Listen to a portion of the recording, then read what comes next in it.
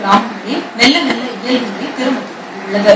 இந்தோனேஷிய நிலநடுக்கம், அதைத் தொடர்ந்து ஏற்பட்ட சுனாமி பீதியால் சென்னை முதல் குமரி வரையிலான கடலோர கிராமங்களில் வசிக்கும் மக்கள் சமுதாய கூடங்கள் மற்றும் திருமண மண்டபங்களிலேயே இரவை கழித்தனர். சுனாமி பீதி ஓரளவு நீங்கி இயல்பு நிலை திரும்ப தொடங்கியதை அடுத்து இன்று காலை அவர்கள் வீடுகளுக்கு திரும்பினர். பல இடங்களில் கடல் உள்வாங்கியதால் ஏற்பட்டுள்ள அச்சம் காரணமாக பெரும்பாலான மீனவர்கள் இன்று கடலுக்கு மீன்பிடிக்க செல்லவில்லை.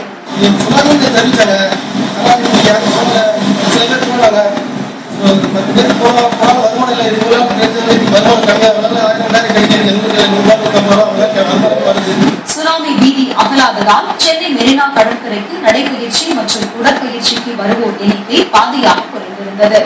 எனினும் ஒரு சிலர் வழக்கம் போல பயிற்சியில் ஈடுபட்டனர். டெய்லி வரதோட இன்னைக்கு கம்மியா தான் இருக்கு. எல்லாரும் அந்த சுனாமி நிறைய பேர் இன்னைக்கு வரல. சுனாமி எச்சரிக்கை நேற்றை